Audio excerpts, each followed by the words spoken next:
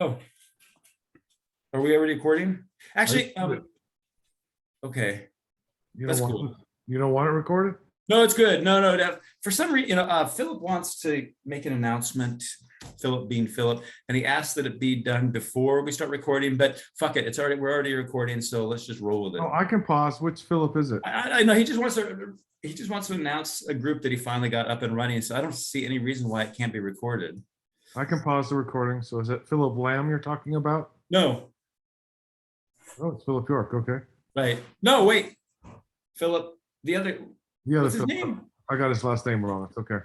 Toronto Philip. Yes, Toronto Philip. I actually don't know his last name. Uh-oh.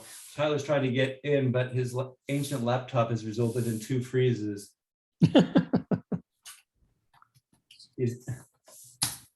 So, hey, Philip. Who's displaying the text? You're muted, my friend. Reading this together with Schmidt, where Schmidt says the being, Schmidt, Hegel, and Aristotle are one big bowl of oatmeal right now. But no, it's true. Where Schmidt says, being means one distinct thing. Yeah. And then Aristotle says in the metaphysics, like being and the one, it's the same science. Yes. So exactly. Exactly. It's all Parmenides. It's all commentary and Parmenides. How to decide anyway. There it is. There it is. I'm glad you saw that. Schmidt's emphasis on distinctions and distinctness as being what is determinate about anything, and we're not talking about anything unless we're capturing its determinacy. In order to do that, you can't be speaking with equivocations and homonyms and contradictions, and you can't be speaking indeterminately. And so truth and being are just two sides of the same coin, and that coin is determinacy. Right? If it's all about determinacy, and being is determinate, and thought is only, or being is only captured in thought to the extent to which thought is itself determinate. And if we don't have that discipline or that rigor or that strictness with ourselves, then, like you said, you can say many sensible things, but you can't say anything true. He said there's so many great one-liners. You can tell that it really brought out Aristotle's inner mensch, because he's like, if you can't be definite, then what's the difference between you and a vegetable? Yeah, that was pretty funny. But you have the noose, in contradistinction to vegetables and Go animals. hang thyself with your You have noose, and that's what allows you to speak in the first place. That's why you have language, and then you use it basically to muck everything up. So you might as well not even have it. In what way? In this sense, there's no difference between you and a vegetable. Oh, I just loved it. I think I'd always thought of being as some kind of ether. What does that mean? No, it feels like, Aristotle's put his hand on my shoulder and turned me around 180 degrees. It's like, oh, fascinating. Well, that's good. I mean, it's good to have these deep and pervasive insights. Without, however, and we can have these things without becoming what are the followers of Jesus called? Disciples, or yes, about becoming disciples of a guru. Yeah. There's a big difference. What does scaled document up mean? Okay, so although disciple in Greek is mathetai, right? So it's same as followers of anybody, Socrates, anybody. Right, but of course, since these communities weren't faith communities like the religious ones, it definitely gets a different connotation once faith is the basis rather than knowledge. Okay, so let me see. we're basically all together. Not many people, I assume because last time was so awful or hard or whatever, that not many people are coming today. When we tried to finish up the physics. So maybe we'll get our numbers up over time. But anyway, it is what it is. And we are currently recording, but Philip did ask to make an announcement at the beginning of our of this about a further meetup group. And Philip, Yeah, I just want to okay. make sure you take an Start opportunity. recording. Yeah, thank you. Did somebody say something? I was just babbling. Okay. Goes on. All right, let's dive in. So we're going to be going a little bit at a gallop pace to the end of the year to try to make some progress. So that means that there's going to be very little text that we're going to be reading out loud and discussing passages of. So I'm going to try a different approach for these for this book Gamma, and then especially the really most meaty books, the center of the metaphysics, which are Zeta, Eta, and Theta, 7, 8, and 9. And that is, I'm going to just offer very brief summaries of each chapter, and then, I'm hoping you will take up stuff that was interesting to you or that was challenging to you in that particular chapter, and you can piggyback on my brief summary, or bring up other things, and that will hopefully encourage a little conversation. But I was going to give it a try.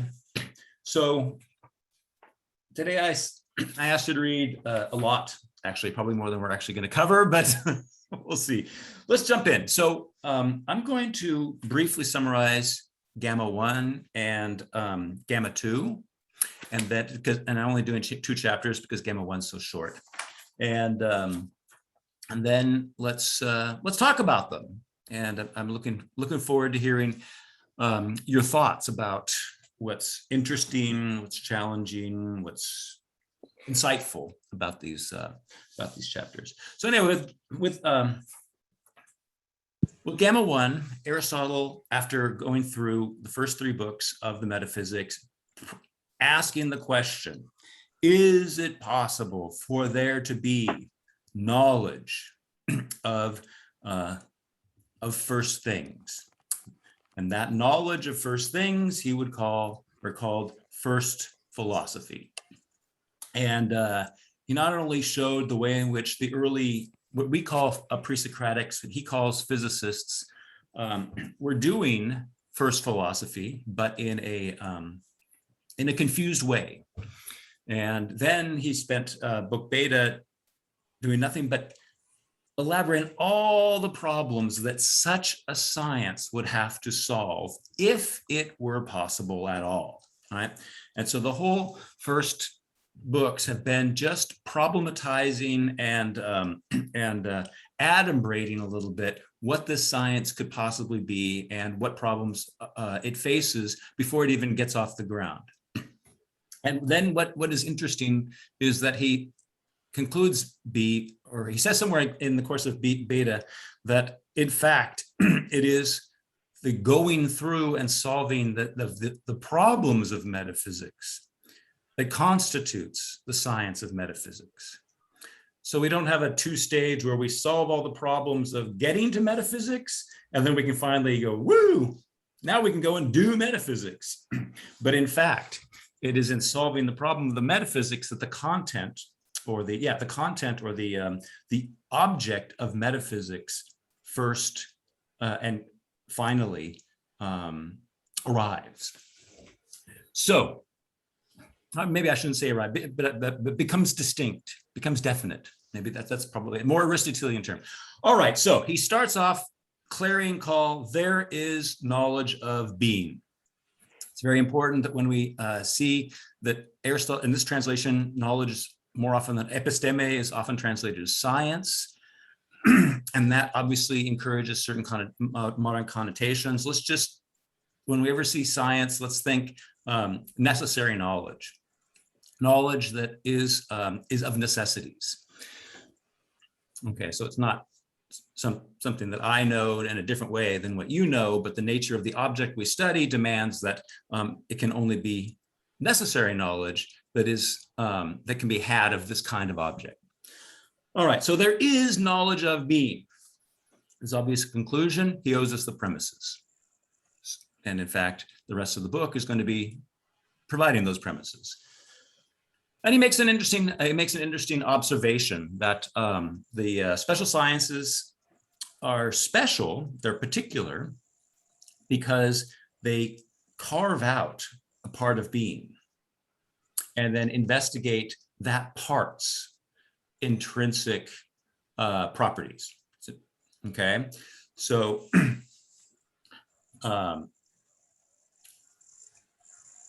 every science is a science of being, but it's only a science of part of being.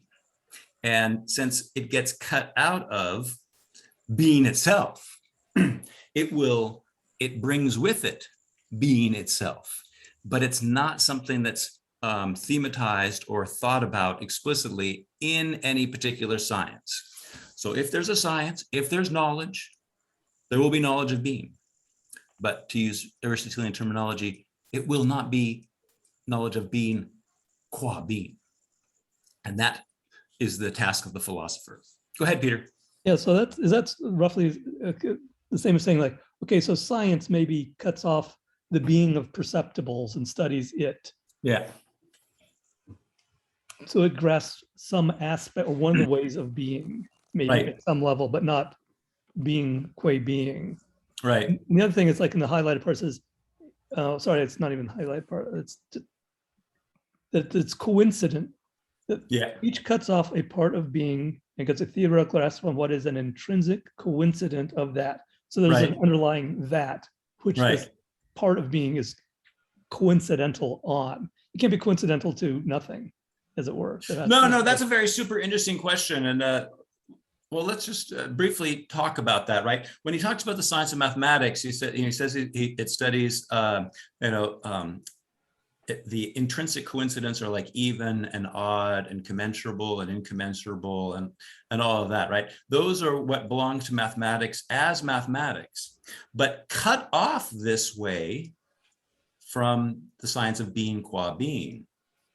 They are mere coincidence with respect to being, but they are the intrinsic matter of study for these. And so we find the necessities amongst these attributes.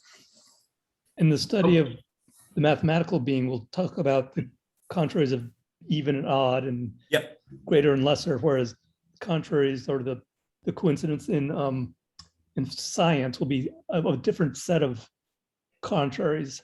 Yep, exactly. So they're all going to be structured by contraries. And that's one of the things that he insists on, but they do not thematize what the nature of contrary, to be contrary is, right? They assume what is required for their purposes, and they since it's not one of the things that constitutes their field of study, in this case, it's not even or odd, and it's not continuous or discrete.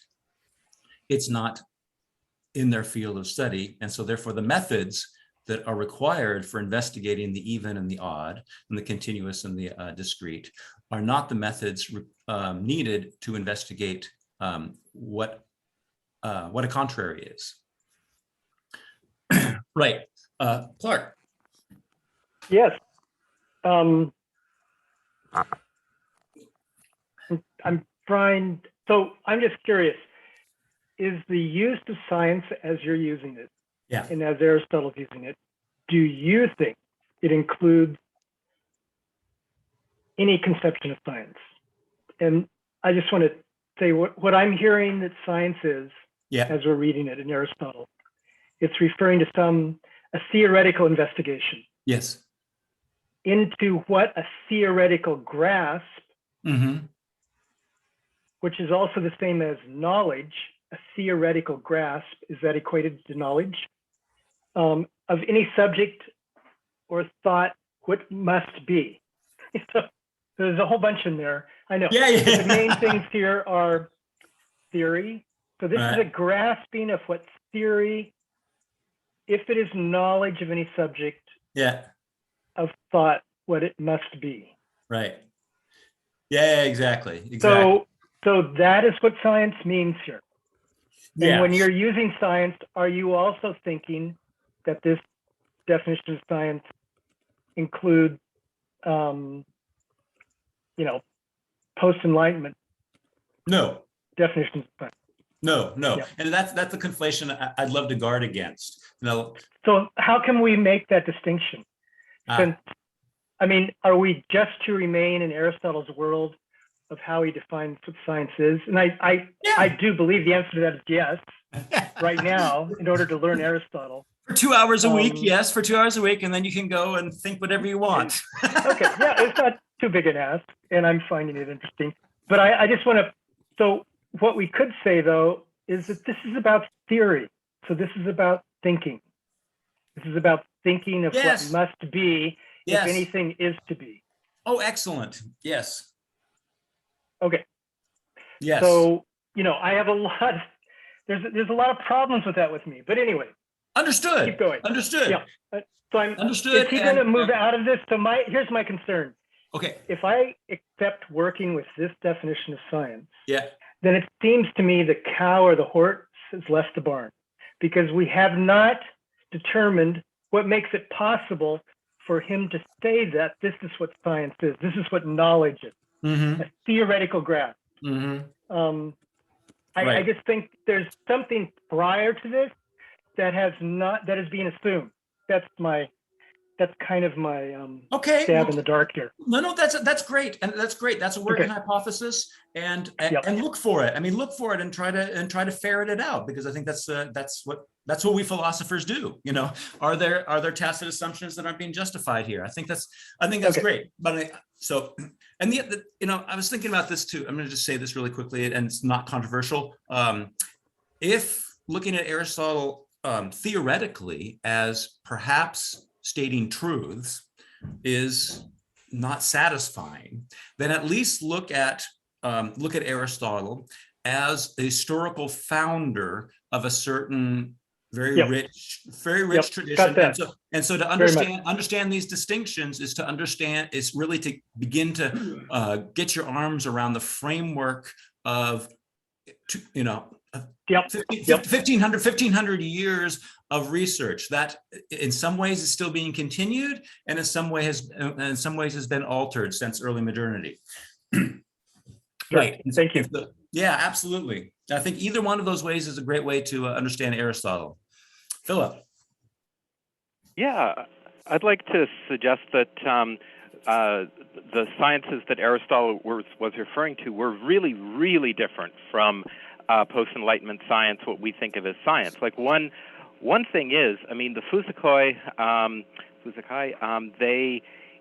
they would basically explain stuff in terms of an unexplained principle, right? So you would explain everything in terms of water if you were Thales. You would explain everything in terms of the unbounded if you're Anaximander. Mm-hmm. And so on and so on.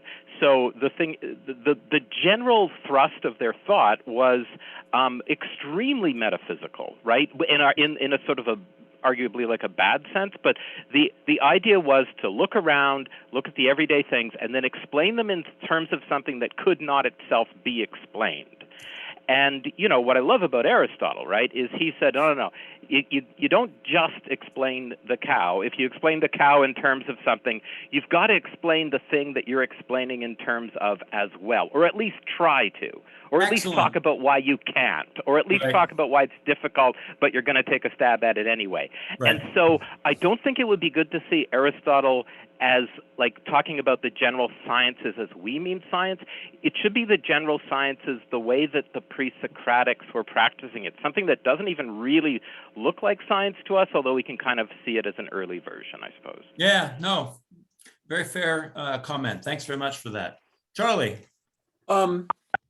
Would it also be correct or close to say that for example, when he talks about the science of health or the science of mathematics being coincidental to the science of being, could you also use the term, for example, the science of health is participating in the science of being? It's one aspect of it. It's one sector. It's one part of the science of being.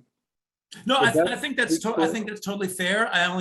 Aristotle does criticize Plato's concept of or use of the term participation as being obscure. So I don't want to put any Platonic participatory metaphysics in Aristotle's mouth. But yes, I mean, if we're using it in a very, very, I don't know, a very, what's the word?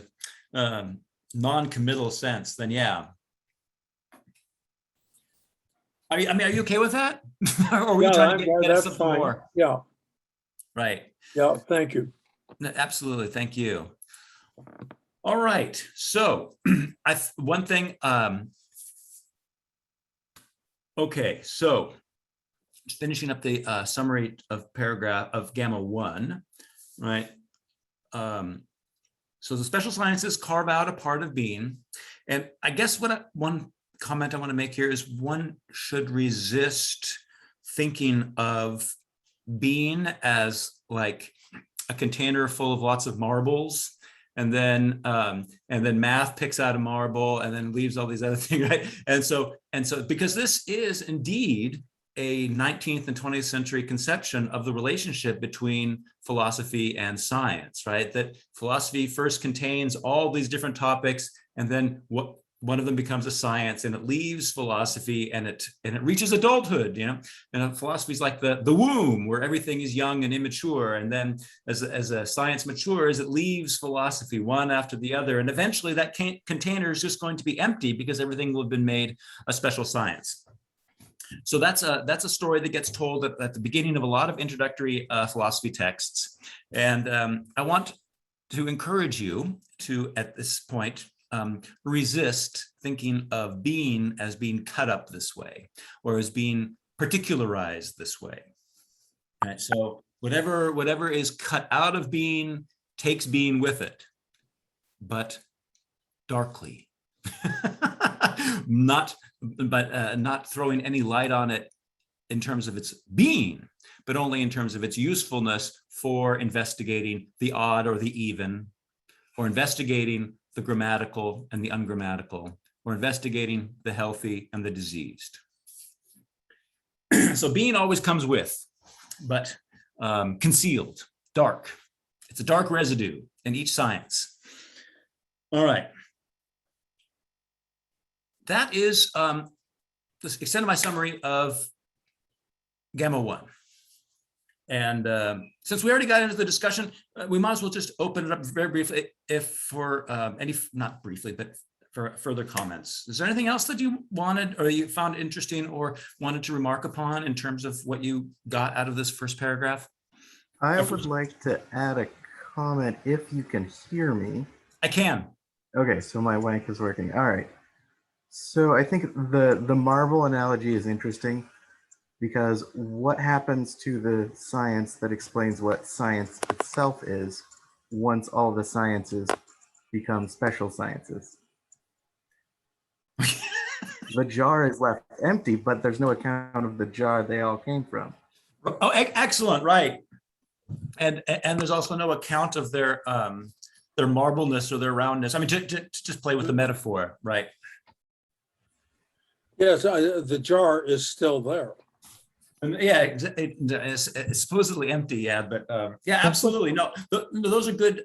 Recognizing the limits of the metaphor that is very, very frequently used is very welcome to me, and that's why I want to kind of, like Tyler did, reflexively remind you that there's this reflexive dimension that being comes with. The entirety of being comes with in every one of these sciences, but not as itself, but as what's relevant to the even and the odd, or the healthy or the diseased. Okay, so the problem of being is posed by every special science, and the problem of being is not solved by any of them. at least according to this conception that Aristotle gives us. All right, let's look at two, and we can always go back to one if two reminds you of anything that was said in one. So this is one of Aristotle's most celebrated doctrines or thoughts, and when he brings in the health. So this is the deal. Being is said in many ways, right? Socrates is a man, Socrates is seated, Socrates is pale, Socrates is large, Socrates is married, right? And each one of these ises, this is not like subjectivity, it's like me deciding what being is, right? But in fact, in each one of these kinds of judgments, the way in which the subject and the predicate are related is different.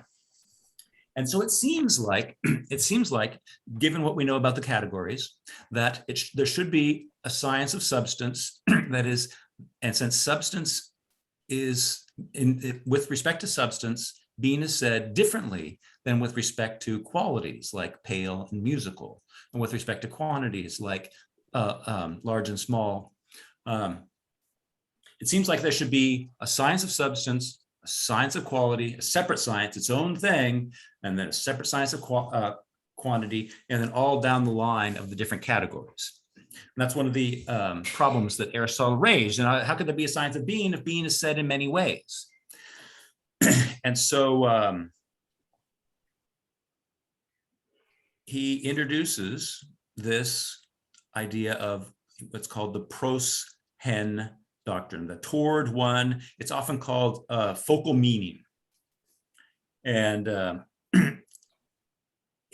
what he points out, what he notices is that some things like health and healthy are said in many ways, but the way they're said all revolve around a central core meaning. And so they all get their relationship, they all get their meaning, which is different from the primary meaning, but but it makes sense only with respect to that primary meaning. So the example is health, right? And it makes the point that that walking is healthy. We can say walking's healthy. We don't say urine is healthy. We can also say vegetables are healthy. But healthy is used differently in each one of these cases, right? None of them are themselves things that can be, well, vegetables conceivably, but themselves have an optimal state of health. But he says that walking is healthy because it's conducive to health. Vegetables are healthy because they produce health. And urine is healthy because it's a sign of health. But that this health that they're either conducive to or signs of is the health of a substance, a healthy dog, a healthy Socrates, right? A healthy insect, that this is primary, and all these other ways of saying healthy get their meaning from their this focal meaning, this one meaning, the primary meaning of health. And he uses this idea to say, which he kind of already did in the categories, that it's the same with being. It's the same with being, that substance is the focal meaning of being, and quantities and qualities and relations all are said to be in their relationship or with respect to the one primary meaning, which is substance.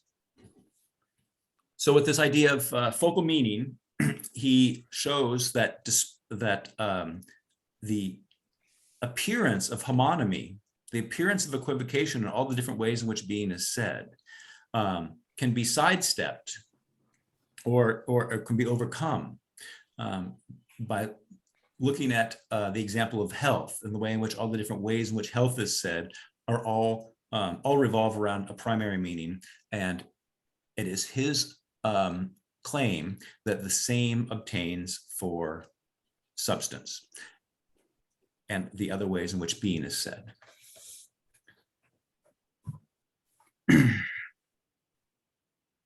Okay, so that's very, very famous. That will have a very rich history in the next 1,500 years. Whether you're talking about being, or whether you're talking about God. Obviously, once Christian theology gets up and running, that's going to be one of the major things. You know, how can we speak about God without presuming to know God and all the rest of it? So this doctrine is going to have a very, very fascinating. It's going to play a very fascinating role in the development of semantics and how to speak about things without falling into logical traps of homonymy. All right. The next major point he makes is that being and unity are the same in one nature.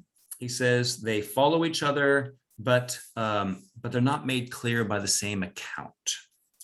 And then he gives an example that one human, a human who is, and just a human, each say the same thing. And this is a little bit reminiscent of Kant's argument that existence is not a predicate, but what Aristotle is saying is not that being is not a predicate, but it doesn't say any more, or it doesn't add more content to what we're talking about than unity does. What makes something one? So he's not saying that being is reducible to unity, which is a Platonic idea, and he's not saying that unity derives from being, but that they accompany each other wherever they go. Wherever there's being, there's oneness, unity.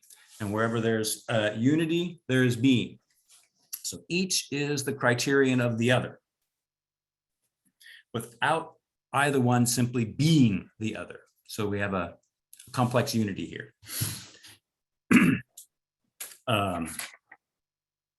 And then he goes on to say that since being and being one are the same, have the same nature, they accompany each other wherever they go, and that we know when we're talking about, we know when we get being in view, when we know that we have something unified, something one in view.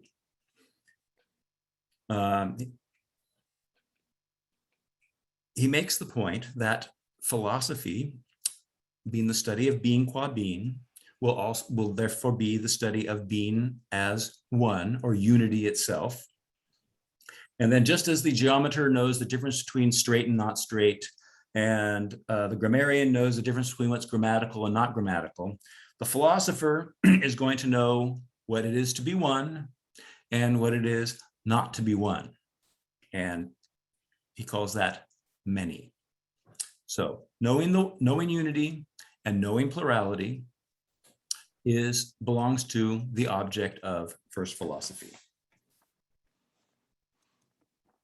Okay, that's what I got on book 2. I wanted to bring out that last point because it starts getting us to some of the quintessential attributes of being. He never gives us a list here, but in my reading, I did kind of write down the things that he thinks the philosopher, which is to say the first philosopher, that who studies first philosophy, what are the objects, or what he calls the attributes, or the intrinsic coincidence of being? Substance, unity, sameness, similarity, equality, contraries, opposites, denial. And since to know what unity and sameness is to know what they're not, that means it's also the study of what's unequal and what is not similar. And he adds a whole part, and he adds some other things that we'll get to. But he starts to at least give us some of the contents of this science that we moderns might say are very abstract, and that's right. But they're not abstract because they've been abstracted from anything. They're abstract because they're very general. And indeed, they're general because they belong to all beings just insofar as they are. That's the point. All right, I'm done with summarizing Gamma 2. Is there anything anybody wants to bring up? I left a lot of the details on the side, but we can always dive into them if you find any of the passages particularly stimulating or puzzling. I would appreciate a little more commentary on the idea that being and substance are composed of contraries. Ah, excellent. You got a text passage for us, perhaps, or? It was Oh, right. the other way.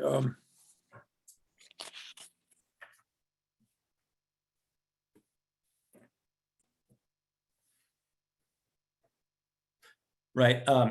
So he makes the point at the top of page 50, I think. But since it belongs to one science to get a theoretical grasp on opposites, and being many is opposed to being one, and we saw that being one and being are what he calls one nature. Right. That means that first of all sciences are sciences of contraries, because what is healthy and what is not healthy belongs to the same genus, and what is grammatical and not grammatical belongs to the same genus.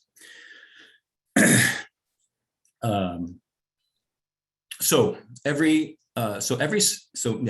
expertise is also the expertise of not only the expertise on what fully realizes its genus, but those things that lack that fullness or that completion, and that's obvious with health and disease. So that's the first thing, the first little thought that comes to mind. Does anybody else have any thoughts about this?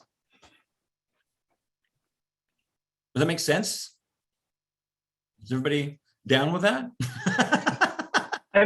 I guess for myself, I'm thinking back to the early days when we talked about substance the first time. Yeah. And things just are kind of unclear how he's using substance now exactly. Oh yeah. I'm not sure. I'm trying to relate the two, and I don't find it easy to do. No, I think that's right. And he hasn't really talked very much about substance yet. Yeah. Yeah. So, but he's using the word, and I. Right.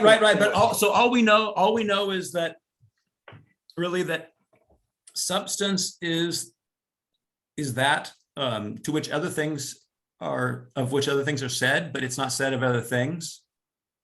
And right. And that's the early view of substance. Yeah. Exactly. And he hasn't said much about substance beyond that. And that's really why the books Zeta, Eta, Theta are called the substance books, because that's where he really gets into it.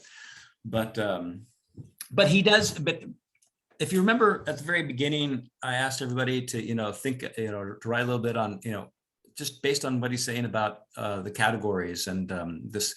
Whether something's said of something or something is in something, what is it that we can infer about what anything must be in order to be something? And now we can say something determinate. And what we got out of the discussion was that everything is dependence relations. And if you think you found something that's outside of all dependence relations, you probably got to go back to the drawing board because there ain't no such thing. And what we notice is that everything is dependent on substance, but substance not dependent on anything else. And so substance has this, whatever it is, whatever else we can say about it, and we haven't said very much yet, right? We know this, everything's dependent on it. And so it's primary. And there are no qualities without substance. There are no quantities without substance, and on down the line. So yes, our knowledge of substance is incredibly schematic. All we really have is that idea that substance cannot be said of anything else, but things are said of substance. And then he gives us two examples, right? This horse and Socrates. That's really all we got to go on at this point. So can I make a comment on contraries real quick? Well, please. I think an interesting example is brought up by Kant when he discusses feet that smell good or bad or don't smell at all, right? So like with health, you see that same relation. Something can be healthy or unhealthy or not have health or unhealth at all. Right. It's simply not related to it. It's not, it does belong to that genus. And which is important because that genius is what makes the science one, but it's still not a science of everything that is not health in virtue of being about unhealth. Right. You know, and this should raise a puzzle for us. I'm not quite sure. I don't remember exactly where Aristotle is going to go on about this, but if what was one of the problems he raised was, you know, a science is a science of a genus. The health is the study of health and is therefore the knowledge of disease, the lack of health.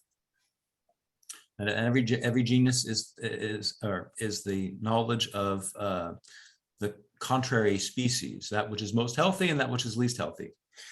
But the problem, and one of the problems for thinking about being, is you can't think of it as a genus. And so the question is, well, how can we have a science of being if it's not a genus, after all you've said about sciences and genera? So I don't recall if he's already said that or if he's going to say that later. But Comes that up a little later, I think. Interestingly, say that a science of being is also a science of non-being at some point, I think. Oh, interesting. Yeah. Interesting. Yeah, maybe. I don't know. I don't remember. I haven't actually prepared that, so I'm not exactly sure. But this should leave us quizzical, right? So there is a science. Apparently, all sciences are of a genus, and a genus is a science of the contraries that belong to that genus, health and disease. But being, and every gene. The point is that every genus is defined by something higher than it, right? So the genus human beings is defined by the genus animal. The genus animal is defined by some other genus. Some other genus. But the problem is there's no higher genus than being, and so being can't be defined this way. And so that, I just want to point that out as something that Aristotle also needs to solve, and that leads to some very, very interesting consequences for our knowledge of being and what kind of knowledge that is. But I just wanted to point that out. If you kind of noticed that, well, all these, there's only science of genera, and so being must be a genus, right? Then you're already in hot water. Go ahead, Philip. Okay, on the top, very first sentence of Gamma Part 3 on page 52 of Reeve, he's talking about axioms and substance, and I'm wondering if this might be a way to get some sense of what being is all about. So, I mean, in Greek mathematics, right, an axiom played a funny role as being both rational and yet not typically rational, right? Like if we think of rational as that which is established by a rational argument, well, the axioms weren't established that way, right? Like if you have an axiom that parallel lines never meet, you don't actually establish that with an argument. You establish it by sort of just saying it, and then rational people kind of nod and agree. And you can also establish it by forming a systematic geometry around that axiom and showing how the geometry makes sense, and that sort of gives people confidence in the axioms.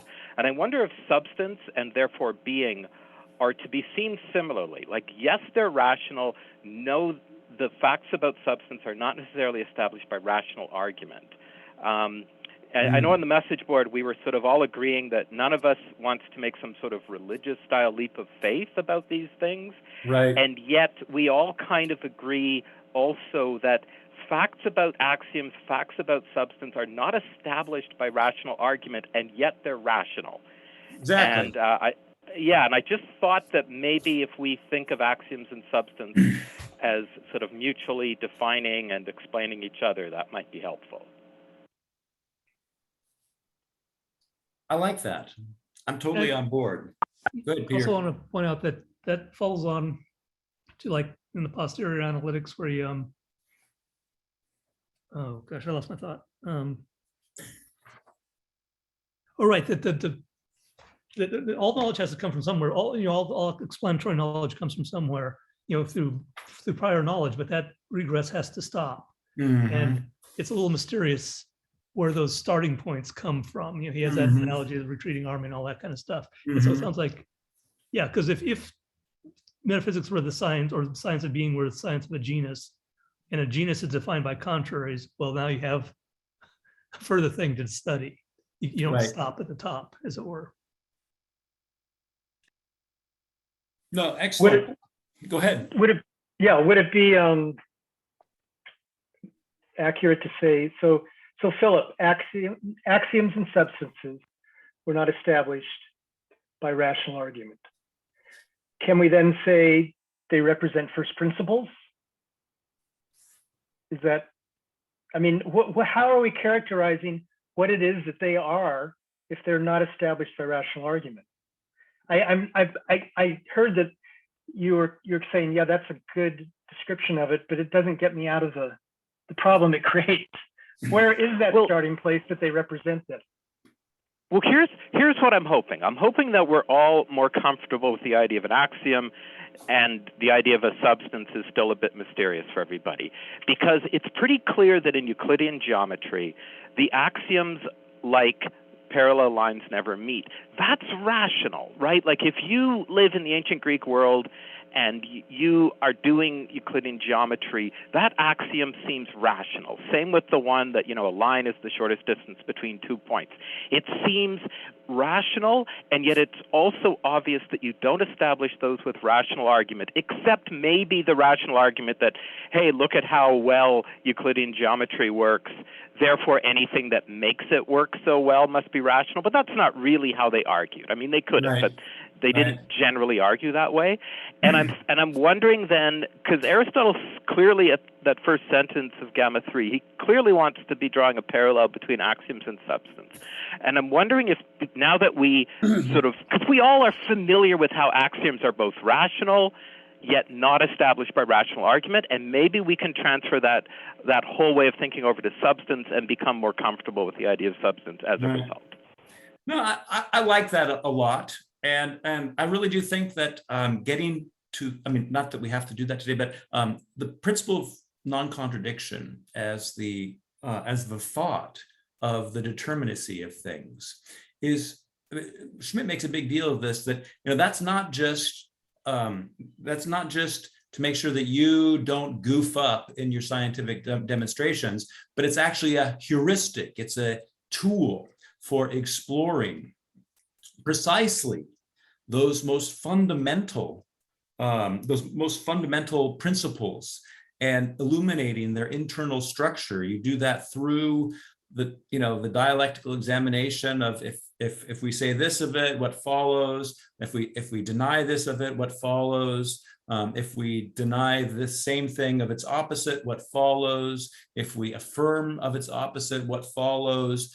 And when we get to a contradiction, right, then that's a dead end. And so we know that our original hypothesis was actually about nothing. It seemed like it was something, made sense, but it has no truth value. So I think that the principle of non-contradiction is going to be very fundamental for exploring and showing what is self-evident. And just as he makes the point that the principle of non-contradiction itself is self-evident. And I'm just going to add one more thing to that, and then it's up to Peter. Self-evident doesn't mean evident to you and me. It means evident in itself. And it takes a lot of work to find out what's evident in itself, right? And so, and it doesn't make any sense, or it's a critique that misses its target if you say, well, it's not evident to me. Right? Because you haven't thought about it, and you haven't recognized how fundamental it is to every one of your beliefs, no matter how kooky your beliefs might be. If there are beliefs about something, then you are using and relying on the principle of non-contradiction, because otherwise your beliefs would be about what is and is not in the same time in the same respect. And you would not be having a belief about anything at all. You'd just be using words, baby talk. All right, go ahead, Peter. I guess there's two things I wanted to say. Not only are axioms starting points, but also the definitions. So like point, you know, good. You just can't, either you grok it or you don't. There's no explaining it in some sense. Mm-hmm. And so I guess one of his points is that being is kind of, or substance is kind of like a starting point for that. It's just, and it's only by studying it that you're going to get around to it. But on the principle of non-contradiction, one of the other aspects is that he gets Aristotle, I think it's in Gamma 4 or 5. He's talking about there's a couple types of people who argue against this thing, and you have to take different strategies. And those who are just being argumentative, you can't prove the principle of non-contradiction, but you can trap somebody into denying, right, putting themselves into a contradiction if they try to deny it, roughly. And so that's kind of but you can't provide a positive argument for it. Right, because that would imply a higher principle, higher premises, and there's a glass ceiling on premises, because if you don't have a glass, if you don't have that ceiling on premises, then they just they become indefinite, and and why is that bad? Well, it's kind of like when we're talking about what do you call them? Coincidental causes. Right. So we're talking about coincidental causes with respect to the builder building the house. The coincidental cause was that the builder is musical. And so the musical builds the house. Right. But it's actually not the musical that builds the house. It just accompanies the builder that's actually building the house. And the musical is going to have all sorts of limitless coincidences that each one of them have limitless coincidences, and if we allow thought to get lost in the randomness of secondary or coincidental causes, we won't understand anything. And that's why, Aristotle in the tradition, they look for the proximate cause, right? Because that's the one that's actually doing the work, and not the incidental cause, which merely accompanies it. So Aristotle's terror of the limitless is not existential, but it is cognitive. It's, if you go there, we don't get anything definite anymore. All we get is the sheer indefiniteness of indeterminacy, things that are neither this nor that, etc. And so what we do, we don't, we lose any contact with the possibility of knowledge. Yes, he's going to make that point several times. Go ahead, Tyler. With regard to axioms and substance, I think one way in which they're proven not by argument is they're proven by acts which could not occur if that which is required for those acts is not already the case. So in the case of account giving, substance must be, and non-contradiction also must be a principle in order for account giving to be possible. So in that sense, they're proven by the very act of giving an account. But this is not a proof that's arrived at by argument in what Peter is calling the positive sense. If it weren't true, you wouldn't be able to make the argument, but you can't make the argument that it must be true, right? Exactly. No, that's exactly right. That's a very pithy, nice way to put it. Philip. Well, that's what Tyler said is how we tend to argue today in mathematical logic. Like, we tend to say, well, the axioms lead to a really good overall logical system. There's all these things we can do with it. It's true in many contexts, and therefore the axioms must be true or worthwhile or something like that. The Greeks didn't tend to argue that way. I agree that they had that option, and we certainly indulge in that option, but they just didn't. They just didn't go there.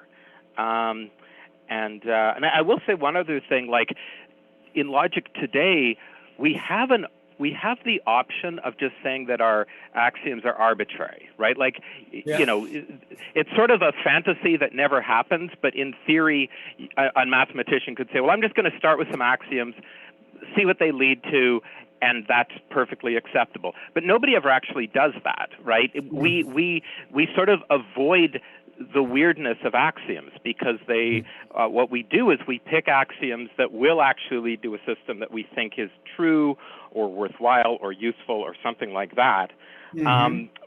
But talk as though the choice of axioms is somewhat arbitrary, but it clearly isn't. I'll just stop there. No, I appreciate that. I think that's a very important point, because that is an expression I've heard an awful lot at my drunken philosophy meetings. It's all just arbitrary, man.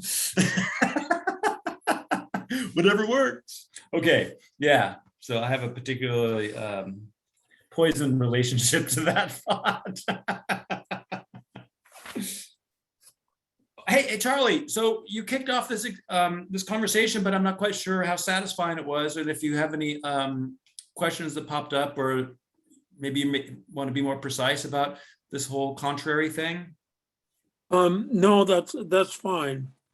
I'd kind of like to go back to in number 2, if we're still on number 2. We are. Line 23.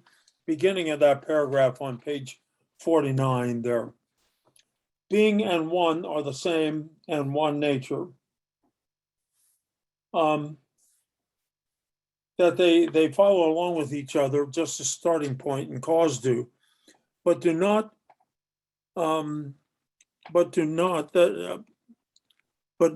in that they are made clear by one account. Okay, but then he says that that's okay if they are made one in one account.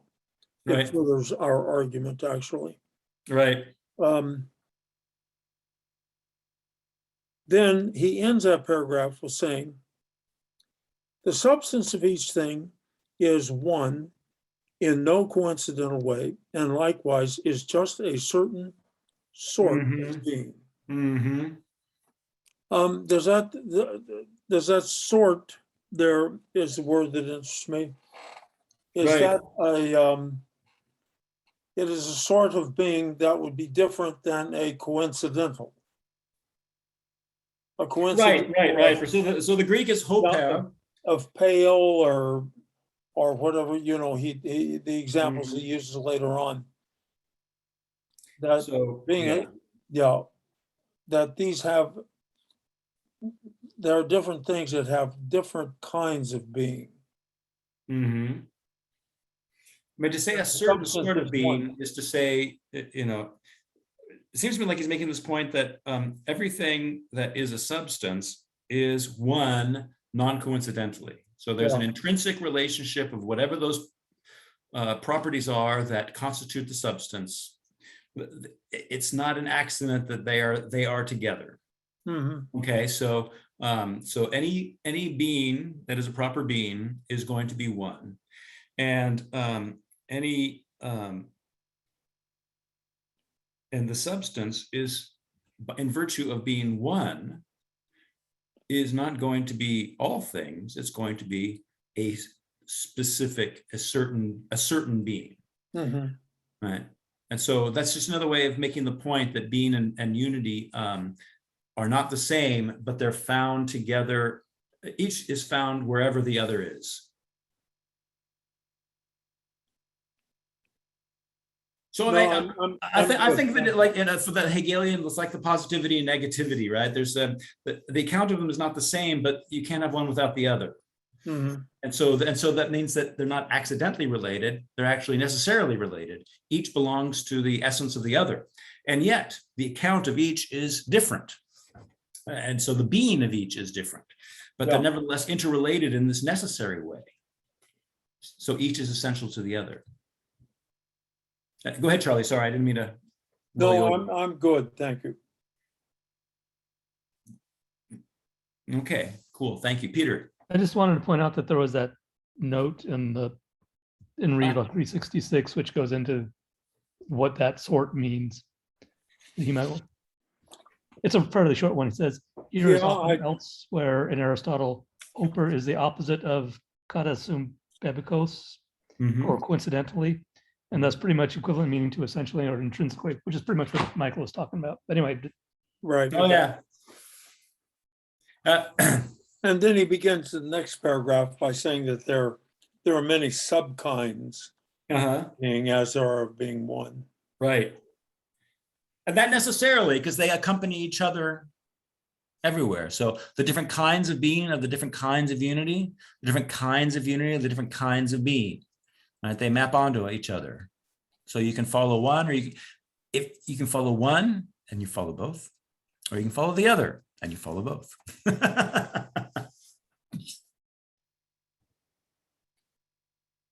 It's like your shadow, you can't get away from it. Exactly. But each is the other shadow. That makes it a little bit weirder, but yeah, one's not primary. Right, and in that paragraph, he says, that each of them belongs to a science that is one in its kind. I mean, for example, and then what does it study? Sameness or identity, similarity or likeness, and other such things. The other list includes equality. And there you see sameness is one in substance, similarity is one in quality, and equality is one in quantity. And so we see that each one of those categories that we started off with are now being slowly justified retroactively as different ways of being one. Right? Where was that? I missed that. The substance, quality is one in quantity, and sameness is one in quality. And I don't remember where I found that. It's in here somewhere, but right. But was equality, sameness, and what was the other one? So sameness, and otherness. That's the contrary. That is right. So sameness is the unity of substance. Similarity or likeness. One thing is like another. That's the unity of quality, right? They're both pale, in that sense they're like. And the equality is the unity of quantity, and therefore the study of equality is also the study of inequality. So sameness, otherness, that's at the substantial level, right? The same substance or another substance, like and unlike, or similar and dissimilar, takes place at the qualitative level, or in the category of quality, and then the equal, non-equal in the category of quantity. So I think that comes up not too far after the section we're on, but it's later in the reading. Just all right, because I remember seeing it in here as well. I wanted to make one comment, which was so. If you look in back, are revealed differently but the same, or at least interrelated, right? I was wondering if cause and effect might be a good example, because in investigating cause, clearly cause is different in some sense than effect, but in order to know what cause is, you also have to know or learn what effect is in order to understand it. Okay, so I understand the point about cause and effect, but unfortunately you broke up a little bit when you were asking your question, so I don't know what it's a question about. Oh, I was wondering if that's analogous to one in being. Oh, I think so. Yeah. Yeah, we have no justification for calling anything a cause if we have no idea if it has any effect, and we can't have no justification for calling something an effect if we have no idea whether it was caused. So they're not the same thing, different accounts. Yeah, no, I think that's a perfect analogy. One in being was like cause and effect. Yeah.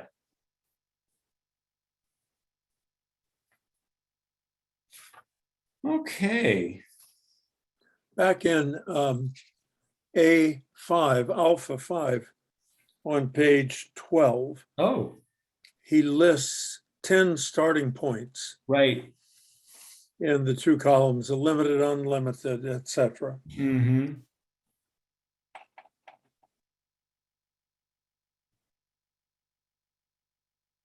Yeah, and I don't think that's the list of contrary, the selection of contraries that he refers to at 1004A1. Okay. But because this doesn't have substance, and he's talking about a list that has substance, but I'm not even sure how substance would fit in there because substance doesn't have any contraries. All right. Anyway, any other points that you found fascinating or particularly quizzical, and you want to look a little bit more deeply into them in Gamma 2? So generally, it's about looking at why the study of all these very diverse things is, in fact, belongs to one science, and it's it's the proper object domain of that one science, that one comprehensive knowledge is the knowledge of basically all the things that we've been talking about, that all beings share in, because what we're looking at here define, or their attributes of being as such, or being as being. And so anything that is will contain, or will include considerations of sameness and otherness and whole and part. Oh, that is the absolute standard so-called axiom, and that Aristotle brings up, and everybody in the tradition brings up, that the whole is greater than the part. And that's one of those unprovable, but if you try to deny it and say that the part is greater than the whole, you get lost in all these, you get stuck in all these contradictions. And so denying it proves impossible. And so it is one of the most known things, even if you personally don't know it. It belongs to knowledge as such, or it belongs to things as such, that any whole will be greater than its parts. So I think that's not necessarily, I think it's also a mathematical axiom, but it ranges further than mathematics. So whenever we're trying to figure out what are these axioms, that I think is one of the easiest ones to grok and remember. The only one that Aristotle mentions, I think, in the posterior analytics is removing equals from equals yields equals, right? Which is not quite so hotly contested like the parallel lines, which Aristotle did not claim was axiomatic, and Euclid lived after Aristotle, so we're not going to hang that on Aristotle's. We're not going to fault Aristotle for that one. Okay. We get ready to go. We've already started Gamma 3. Should I just give my little summary and then see what else might come of it? All right. So Gamma 3, Aristotle states that there's the same one science. There's one science, and it would be the kind that investigates not only substance, but axioms. And axioms would therefore belong to the science of substance, the science of being qua being. Okay. He says, every science is of a genus, and every science uses the axioms, but only as they are needed for that science's particular purposes. And they do not inquire into the conceptual content, if we use a modern phrase, or they do not try to give an account of the axiom as axiom, but only use them in their as axiomatic in their particular science. And then Aristotle goes ahead and gives us what he calls the most stable starting point, the most stable principle of all. And so the Latins called this the fundamentum inconcusum, and Aristotle said it was the cogito, but Aristotle says it is the principle of non-contradiction. He says about it that it is impossible to be deceived about it.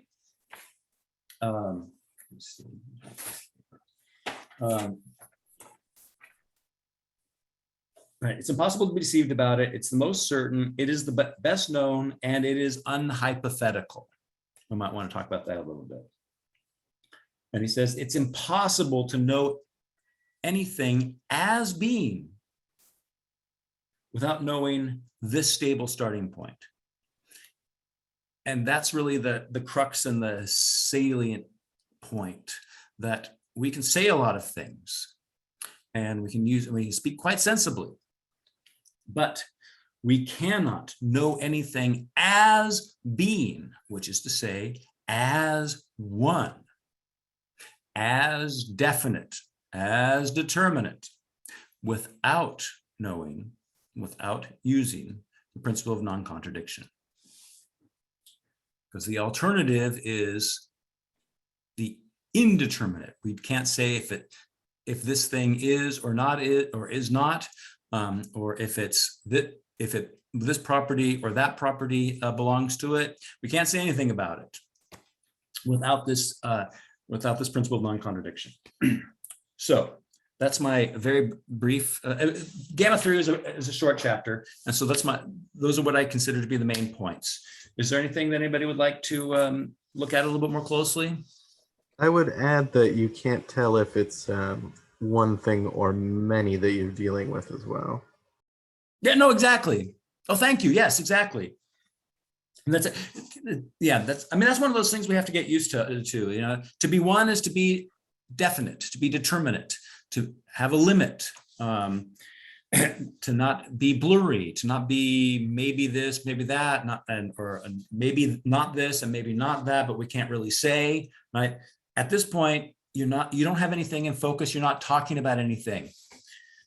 And Aristotle in Gamma 4 is going to make the point, you are failing to refer. You are failing to signify. You are saying things, but you are not signifying. And you only signify if what you say is determinate and thereby gets in view something determinate.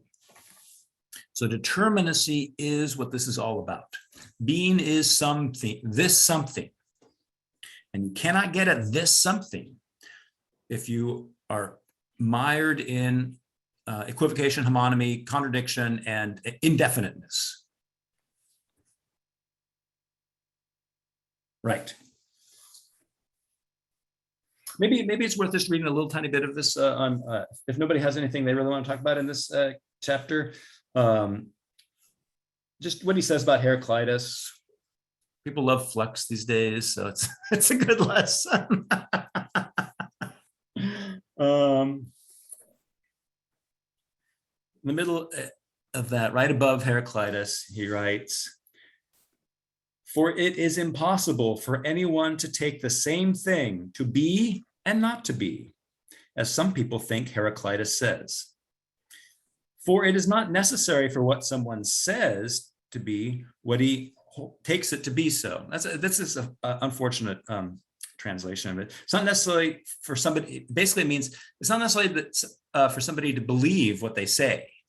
That's the gist of this. And they might say something, but their belief might be otherwise, right? So he's defending Heraclitus here a little bit.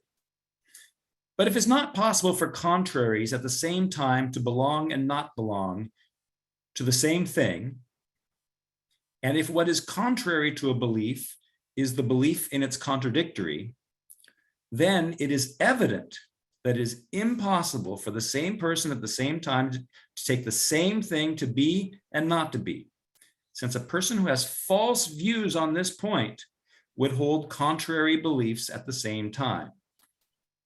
That is why all who are carrying out a demonstration lead it back to this as an ultimate belief, since this is by nature the starting point of all the other axioms as well. Anybody want to comment on that? Do you know of anybody that's disputed this? I mean, to No. me, these chapters here are clearer than most of the others I've looked at, and Yeah. I'm not I finding a agree. great deal that is not. I mean, I'm just trying to imagine what is the refutation of this, representation here. Right. And I don't see it quite off, so I'm not sure. I'd like to know if I can, if there's any sort of falsifiable account here that I'm not seeing. But Okay, I don't. let's see if anybody has anything to say about that. Philip. Oh, sorry, Philip York, and then Philip Toronto. Philippe. Okay. Yeah, Sure. I'm just, Yeah. Oh, I apologize, but for Philip Toronto first, we got Philip York. Sorry, you guys happen to be right next to each other today. Philip York, go ahead. yeah, so the being and thinking are one. So the distinctiveness of being is mirrored by the principle of non-contradiction language. Yes. Okay, Yes. thank you. Right. I agree. It's not accidental. It's not accidental. Coincidental. That's the nature of reality. And actually, to say that the principle of non-contradiction is not true actually denies being. Exactly. It turns being into sheer indefinite indeterminacy. And I think that's the point. We do that. Being's not like that. All we need to do is regiment our thought a bit and purge it of contradictions and homonymies, and being comes into view precisely through that kind of speech, not through our eyes, but through a certain kind of speech. Yes. And he makes a big deal about how it's people who think that being and what is perceived are the same fall into this this understanding of that end up violating the principle of non-contradiction. So I think that'll get a little bit closer to all indeterminacies are bad infinities. Yes. Yeah. That's what a bad infinity is. Yeah. This kind of endless, we know not what. It has no determinacy, therefore it's not limited against anything else, so we can't say it's this or that. That's one way, if I can extend it. One way to think about the Divine Comedy. It's really a movement from bad infinity, good infinity. Oh, beautiful. It would never have occurred to me, but how could it be otherwise? Yeah. We owe Dante the great expression that Aristotle is the master of those who know. Okay, I realize mastery language might get a little freak people out, but that's not how he meant it. It's just that you learn the most from Aristotle if you are one who possesses knowledge. Okay, Philippe, go ahead. Yeah, this is more at the level of philosophy trivia, but I thought I'd mention something about the main logician who does defend a refutation of the principle of non-contradiction, Graham Priest. And the way Graham approaches this is not in terms of principles. Like somebody said earlier, well, you couldn't get rid of the law of non-contradiction because you'd have to have inconsistent principles. And that's not how Graham Priest approaches it. He looks at concrete examples, the liar's paradox being one of them. And he says, well, what if the liar's paradox is in perfectly good working order, and what's the problem is our logic. So in other words, you don't look at the principle at the liar's paradox and try to dissolve it in terms of conventional logic, you accept that the liar's paradox is just fine as it is, and then you build a logic around the concrete examples. So, Priest's slogan is, for people who look at him and just say, "You're nuts, Graham Priest," is, well, you're just dealing with a poverty of examples. If you had more examples, you would see the worth of this.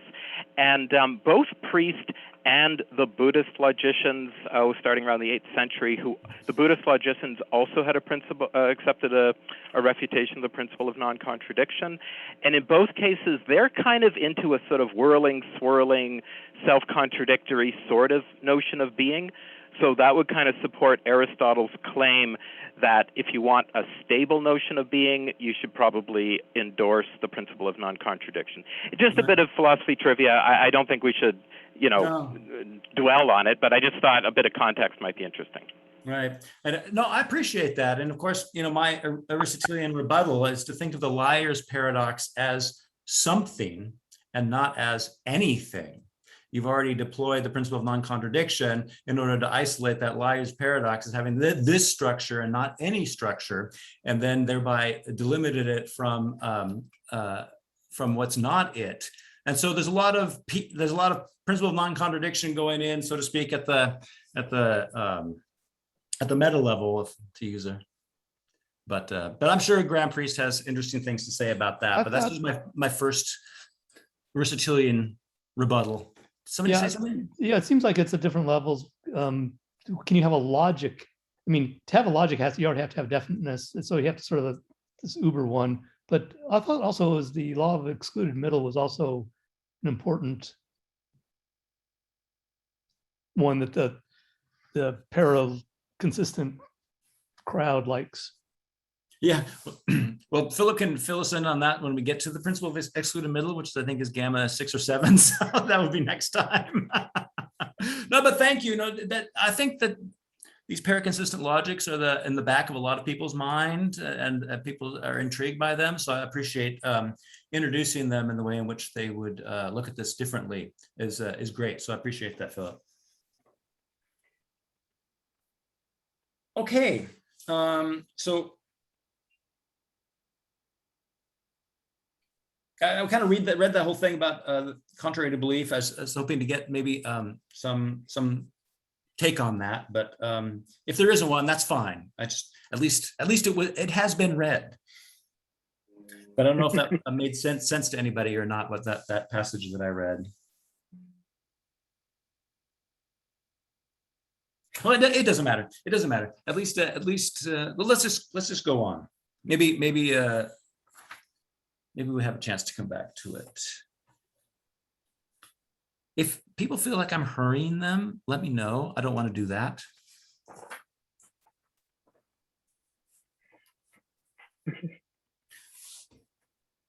Maybe I should just allow silence a little bit more sometimes.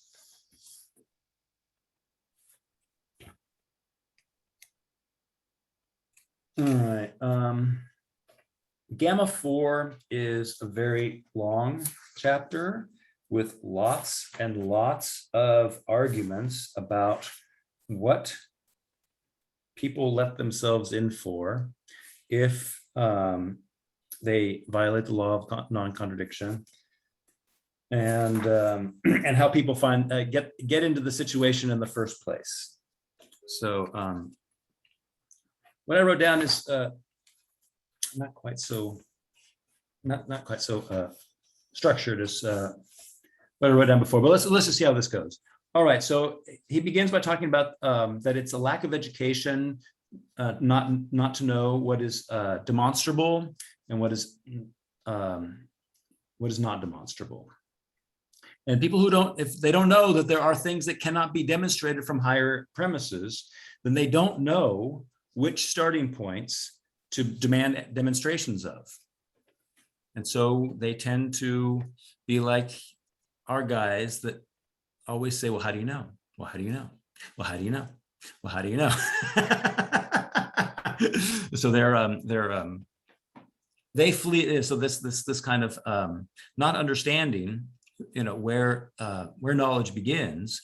They think that they've shown some kind of skeptical point by just always repeating that question and then being automatically dissatisfied with whatever you say about it. And this happens a lot in philosophy chats and stuff like that. And sometimes it's a good question if you can back it up, and sometimes it's just a lack of education about knowledge, and it's trying to score a cheap skeptical point. So it's interesting that Aristotle was already aware of this problem.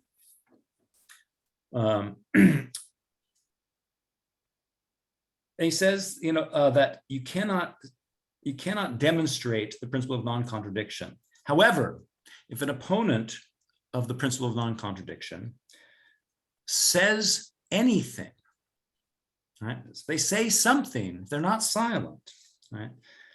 They have opened themselves up to refutation because they have relied on the principle of non-contradiction. So Aristotle is pointing his finger that prior to asserting anything, any assertion relies on reference. And reference, namely that you're talking about something, is what is made impossible if we do not adhere to the principle of non-contradiction in formulating our judgments. We don't have to think about the principle of non-contradiction all the time and in everyday life, right? It's only if truth matters. If truth matters, then you've got to think about what you're saying in terms of judgments, and then you have to think about whether the way in which you're using your terms, whether they're ambiguous and whether they lead to contradictions, or whether they're actually referring to anything at all, or just it often happens that when you press people like that, what they say is, well, my definition of science, or my definition, and so in that kind of backtracking, acknowledging, well, I don't know if I'm actually talking about anything, but I've got this word use that may be completely nonsensical, but I would like you to respect it. All right, so, and we do respect it, and we respect it in ourselves in all contexts where truth is not the goal. But, saying is, and wanting to say something true catapults us to a completely different level in which different laws obtain. And there are the laws of logic that Aristotle's not formal logic, not necessarily syllogistic. That's kind of the icing on the cake, but just getting rid of homonyms, and exploring with your judgments if they yield contradictory conclusions or not. All right, so prior to assertion, there's just bare reference, and Aristotle is making the point that that you cannot refute something indefinite. You cannot refute something that fails to refer, because there is nothing to refute. Only if something definite is said, what he calls signification, if someone attempts reference, right, then you can show that that they, in order for that reference to be achieved, they have relied on the principle of non-contradiction. Okay.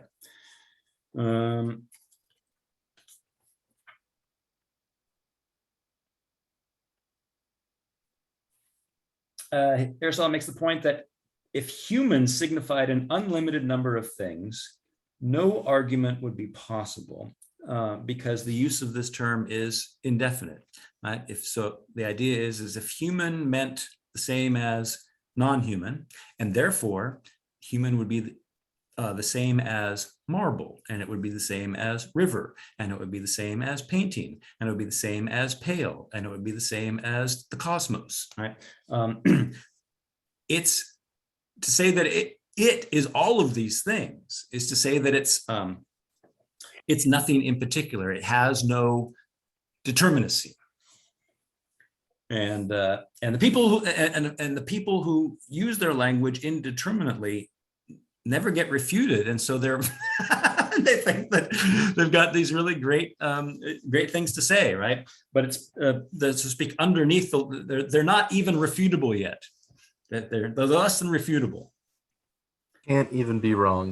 Exactly. They're not even wrong. And they've just failed to refer. They're using, like I said, it's baby talk. It's they use sounds that we recognize, but those sounds fail to be anchored in anything at all, except for their own personal hallucinations or whatever, their own private world. I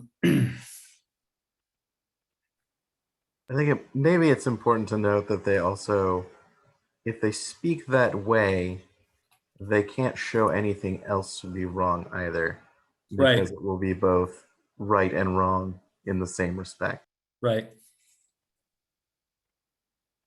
Yeah, yeah, and that's why I think that makes it psychologically very clear why people speaking at this primitive level, right? What they're looking for is not engagement, but agreement, right? They want people on their side.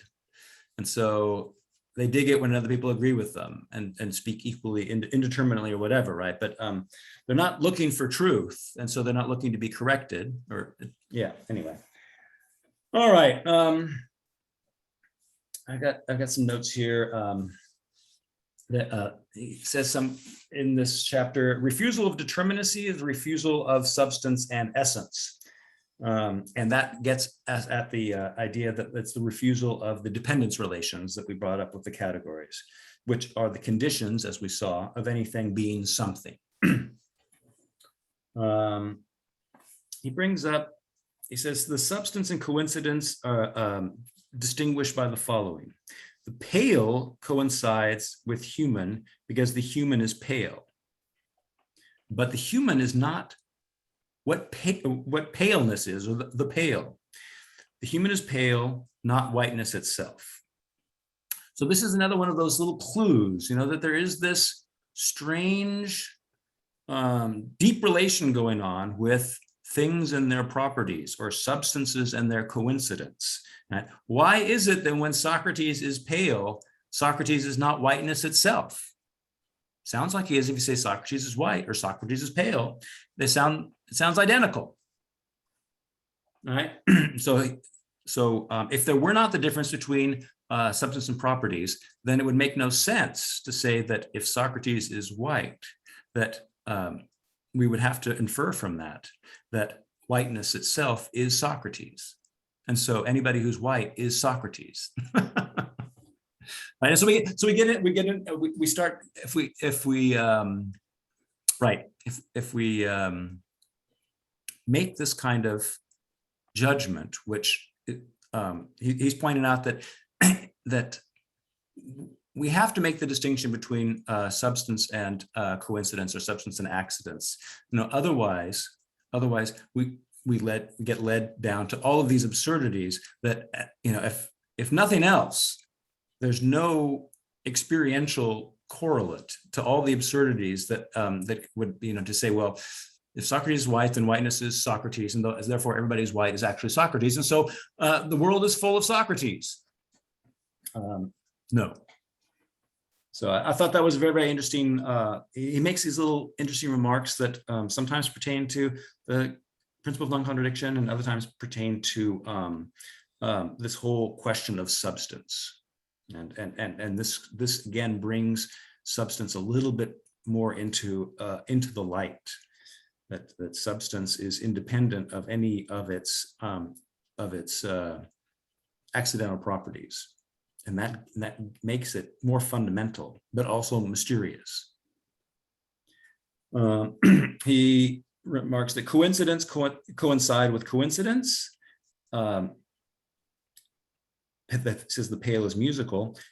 Oh, sorry, the coincidence only coincide with other coincidence, the pale being musical, only if they coincide in the same subject, in the same substance, right? So I'm just gonna stop there. I've got a bunch of other notes, but they're a little bit loosey-goosey. So I'm just gonna stop right there for right now and just see if there's anything in this chapter that, or anything in my summary points that you want to say something? Philip. Sorry, Philip York. Yeah, so Schmidt's think about Schmidt's argument about perceptibles. So we can't, in terms of modernity, so we can't, so perceptibles require non-perceptibles for their cognition. Right. Yes. Okay. So in a sense, the whole modern project is doomed. I mean, it's well, yeah, it's internally contradictory. There is a, well, yeah, yeah. I think one could make that point, and then one could make either really good shots or cheap shots, I don't know, about particle waves and relativity versus quantum mechanics and all these rifts, supposed contradiction, whatever, right? We could say that it's not accidental that science finds itself always in this problem of having to heal from its own internal contradictions. The next theory will hopefully lift them out of the quagmire that they're in theoretically, although they're not in any quagmire whatsoever. Practically, they're very powerful. Well, how can you arrive at unity if you deny unity? Well, yeah, I think that there is this implicit idea of unity in the notion of law in science, and then you get into the nominalist versus realist debates about, is the law actually what governs things, or is it just regularities that we perceive, and that therefore we create the law is just a model for us, but it's not actually governing anything. When that latter abandons the unity, the first one attempts to salvage unity. Yeah. Philippe. Yeah, one thing that Aristotle points to, which is, I think, a unifying feature of all logicians everywhere, is he's worried about something that's sometimes called explosion, and this is the idea that one contradiction would imply all contradictions. Right. And what I said earlier may have made it seem like there's just some logicians who don't worry about that. That is not true. Every logician worries about that.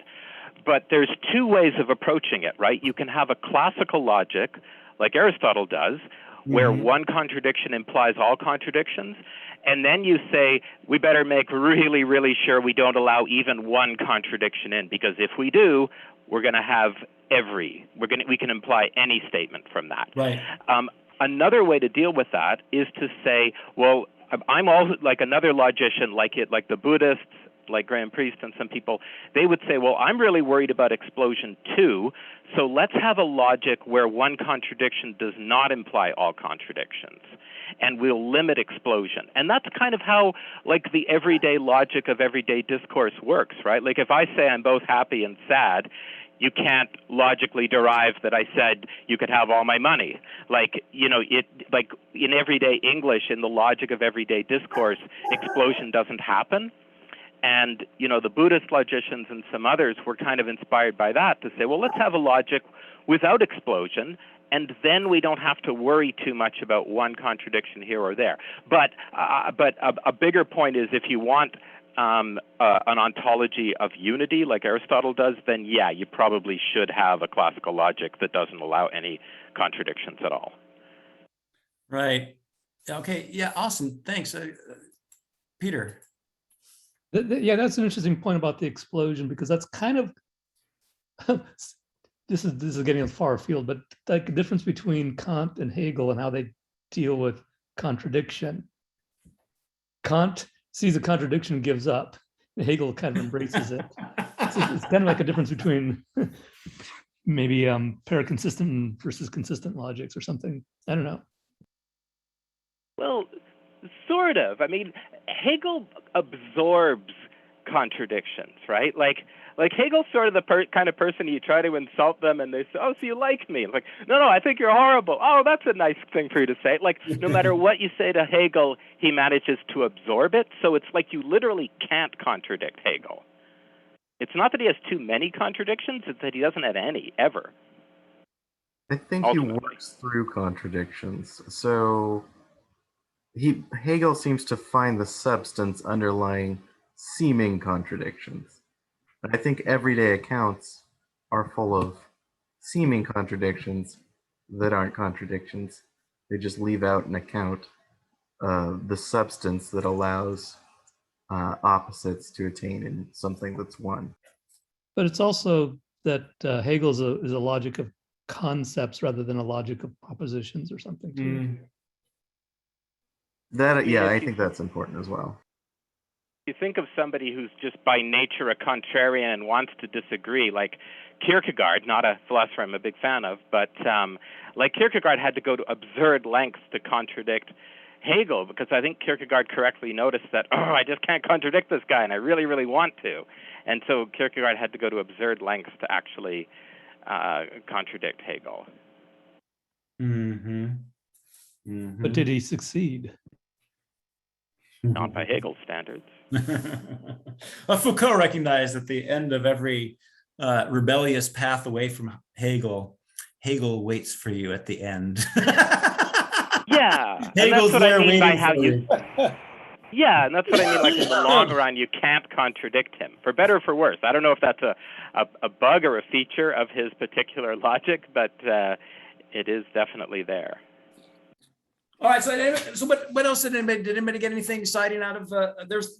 I think I was overwhelmed by.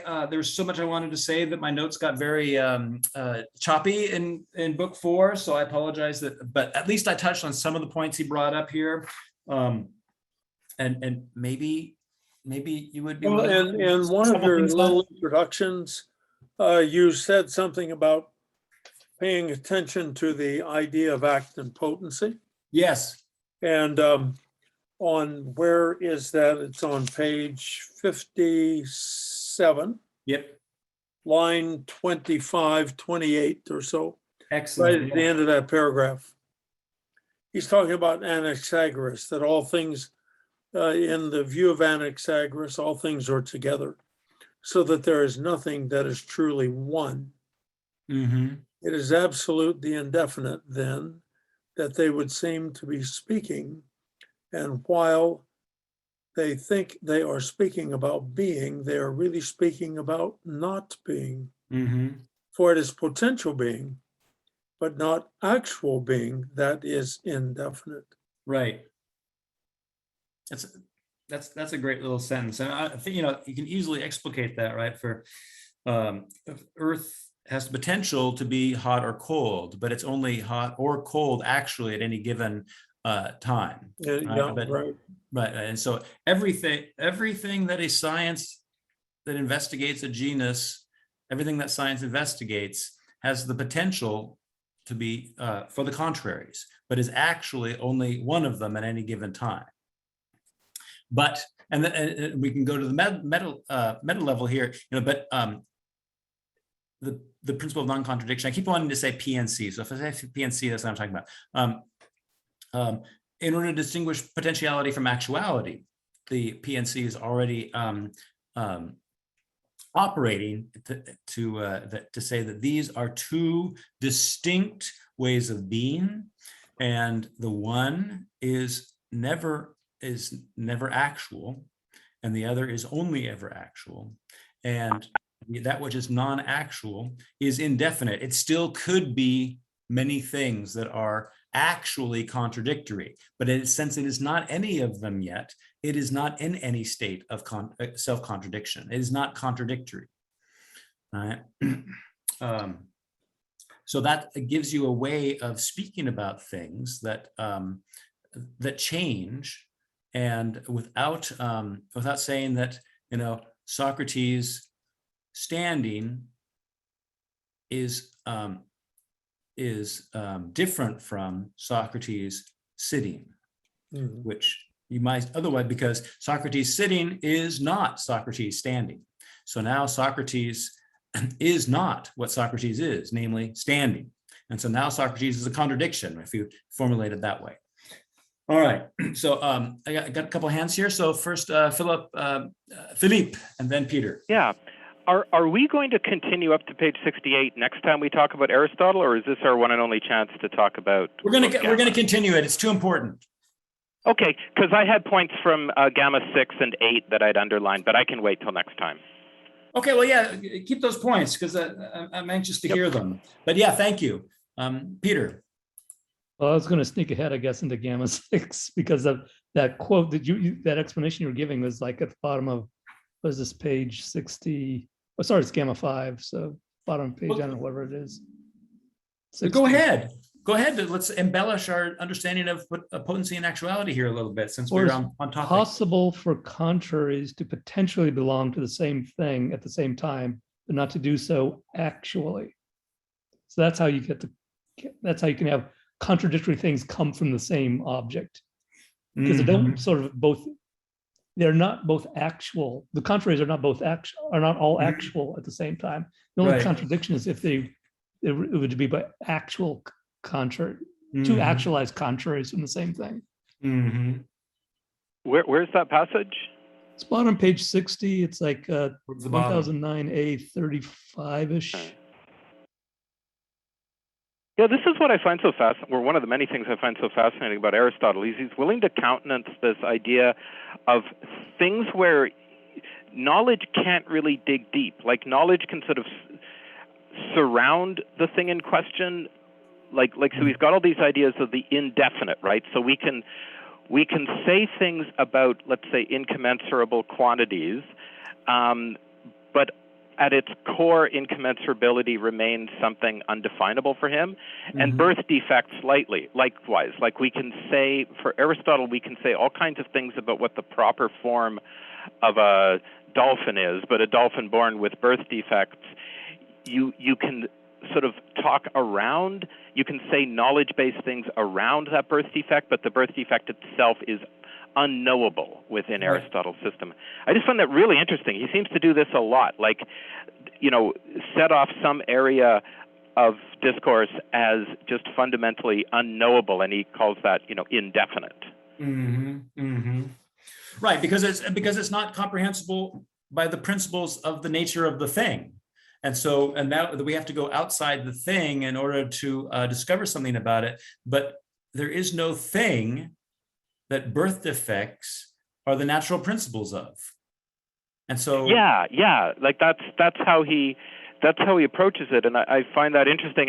And I think Peter's right that the potentiality also, like we can talk around potentiality and we can say very precise, definite things, but at its core, perhaps potentiality is yet another of these things that at its core is not something we can have Aristotle's very high standard of knowledge about.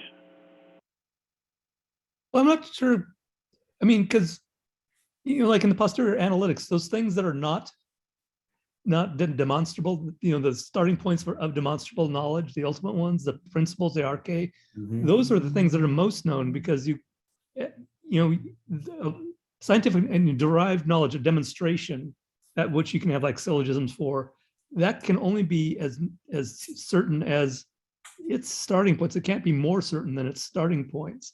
And so those axioms and principles are like the most knowable things, right? Yeah,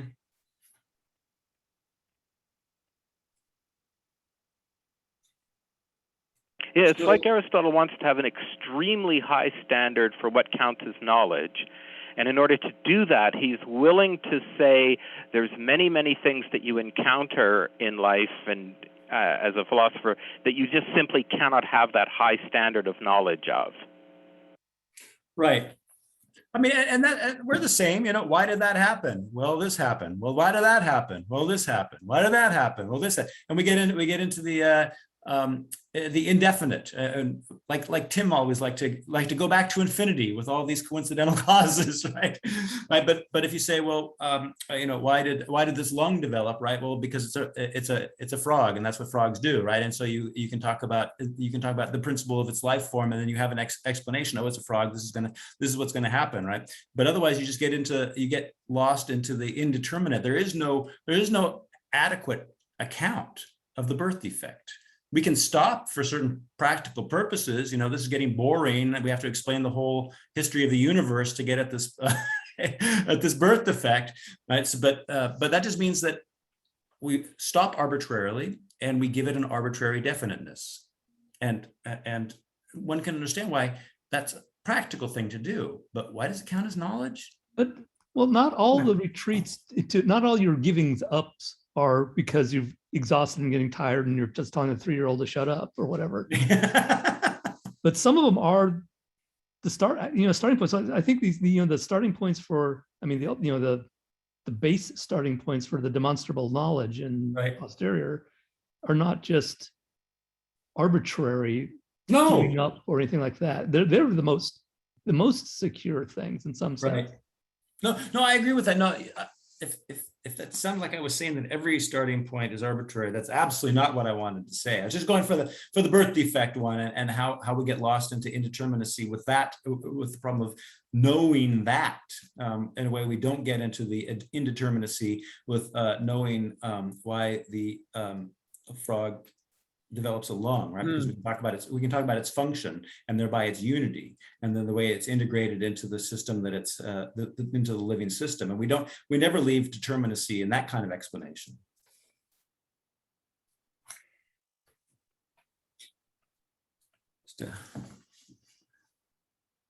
All right, so he kind of ends this section. So he's obviously arguing with people who say, for instance, everything under the sun is a contradiction, or anything that moves is contradictory, or that it's always that anything we say is true. These are positions that people have, and they had at that time. And he makes the last kind of more practical argument on page 59 when he's like, well, if you're convinced by this, and if you're not just playing games and trying to win arguments, right, then he says towards the top, for why does someone walk to Megara instead of staying where he is when he thinks he should walk there? Why does he not early one morning march straight into a well or into a ravine if one happens to be about, instead of taking evident care to avoid doing so, as if he were someone who is not to the same degree thinking that it is not good to fall and that it is good to fall. All right. So hence it is clear he takes one thing to be better and that other not better. Principle of non-contradiction, right? That each is limited by the other. Each is definite. And if this is so, he must also take one thing to be human and another not human. One thing sweet and another not sweet. Why must he do this? Because the difference is real, and his original position was that that everything is one, and so everything is what it is, as well as being everything that it isn't. And so all these absurdities follow, right? So the human is human and not human. And to be not human is to be a marble, is to be a book, is to be blah, blah, blah, blah, all these things. And a ravine is a ravine and a not ravine, which means it's a bridge, it's a safe place, it's something you can walk over, it's all these things, including being a ravine. And yet somehow in action, they don't think of the ravine as equally being a place you fall and a place you don't fall. So he says, so, and then this is kind of an old kind of argument, don't look at what they're saying, look at what they're doing, if you want to find out where they're, what they think is true.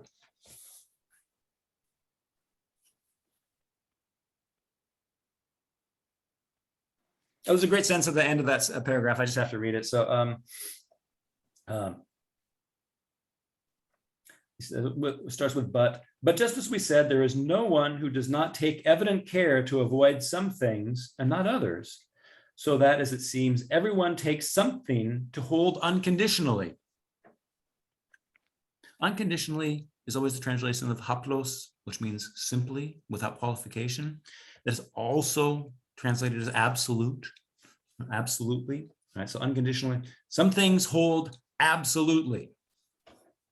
If not about all things, then about what is better and worse. And if this is not scientific knowledge, but belief, they should be all the more concerned about the truth, just as someone who is sick should be more concerned about health than someone who is healthy. And indeed, someone who has beliefs, doxa, when compared with someone who has scientific knowledge, is not in a healthy condition in relation to truth. Yes, This is indeed why I love philosophy. For great one-liners like this.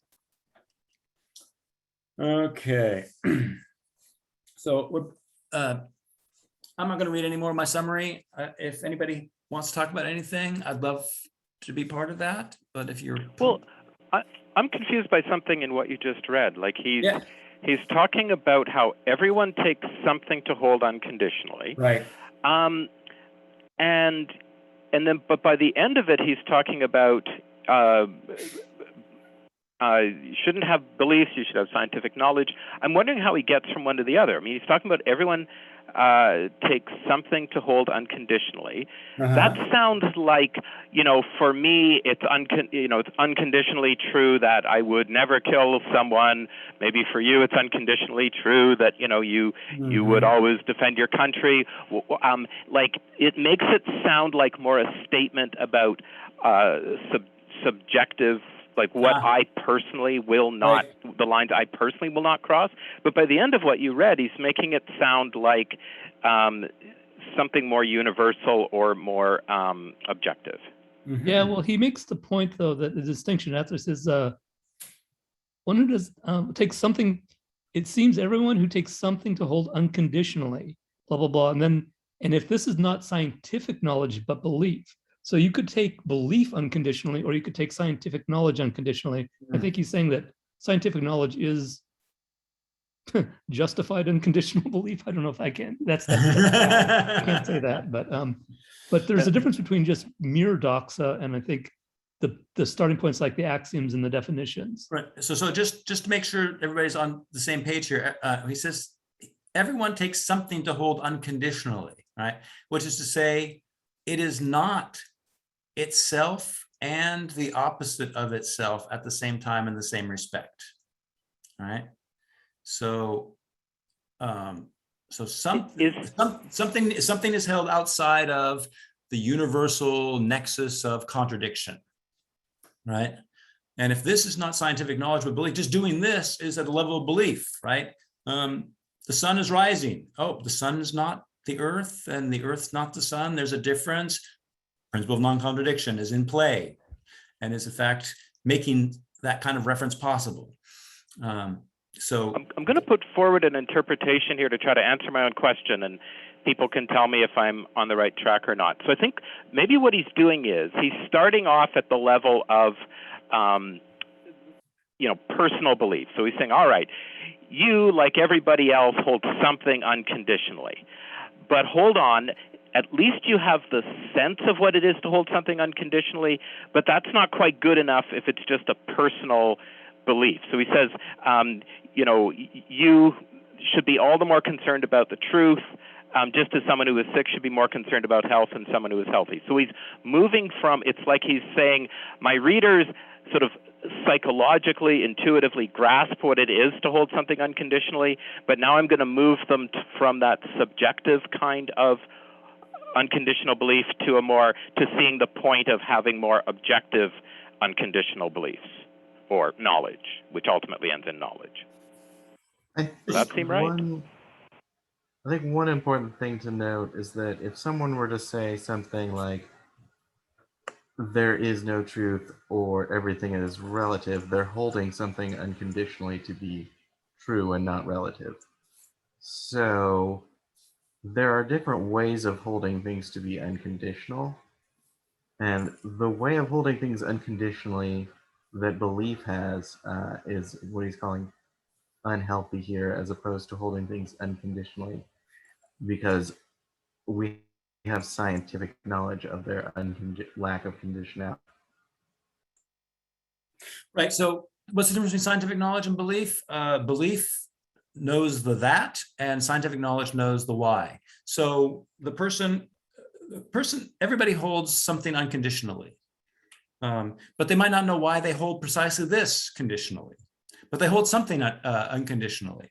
So if they just acknowledge that, yes, I hold this unconditionally, that's the level of belief, because they don't know why they don't know why they hold it unconditionally, not anything else, and they don't know whether it's itself something unconditional.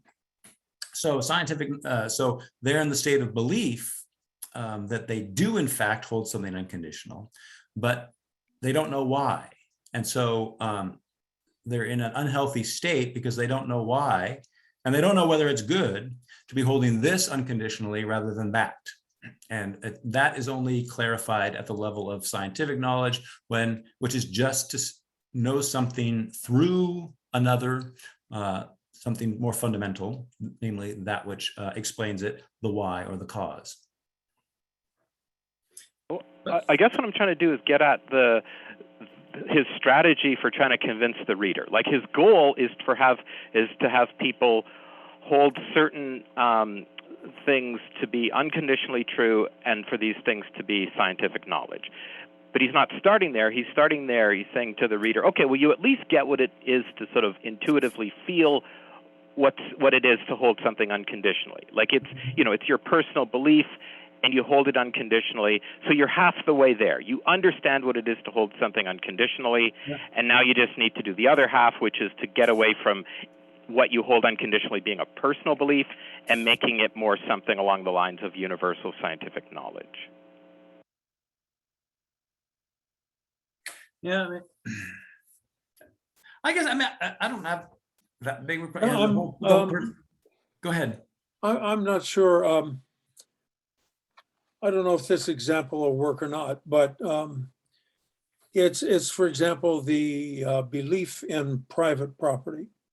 And someone says, their house, and they have their lot, and they have a huge tree, and part of it is hanging over on the neighbor's side, but the tree trunk and everything is on his property, and he unconditionally believes that this is my tree, and that no one can touch, private property is sacred.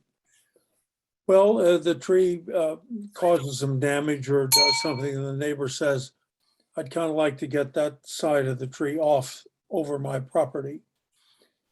And what really turns out to be is the actual situation is that the law says that the person whose property the tree overhangs, that person has control of that part of the tree. So that's the actual situation. It's not the belief in private property and the belief of what belongs to me and that I have absolute care over it.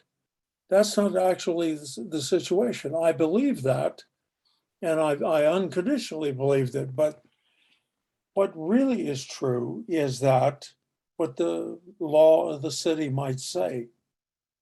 And so that would correspond then to a scientific basis for action rather than a belief for action, which would be a difference. I don't know if that example holds up or not. All analogies limp.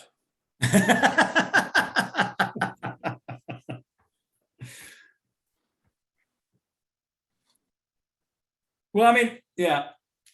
I'm not quite, I didn't quite see mirrored, this whole idea, the Aristotelian Platonic idea that doxa is knowing that the house has a roof, but not necessarily not knowing why the house has a roof. But being able to give an account of the why gives you episteme, rather than just being mired in doxa. But the doxa, you can still say true things. The house has a roof, right? Or I don't walk into ravines, but I don't necessarily have an account of the why, and so there's something missing in my relationship to things, namely truth.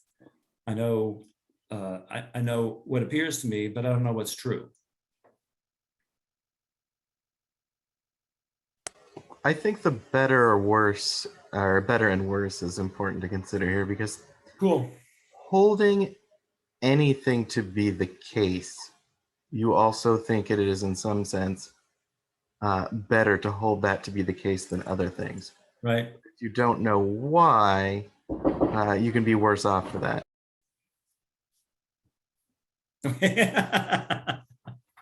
Sound like you're curtailed there, but Or you really don't know why it isn't the case. yes. The example of the tree hanging over, I think that shows to how you need, there's value in having knowledge of not just your personal belief and not just what's objectively true, but also, you know, you could call it the doxa of your community, right? Like I don't think anybody's going to say that the law that the part of the tree that hangs over belongs to the neighbor, that is somehow written into the very fabric of reality. But still, right, you know, you're highly motivated to want to know the doxa of your community, not just your own personal doxa.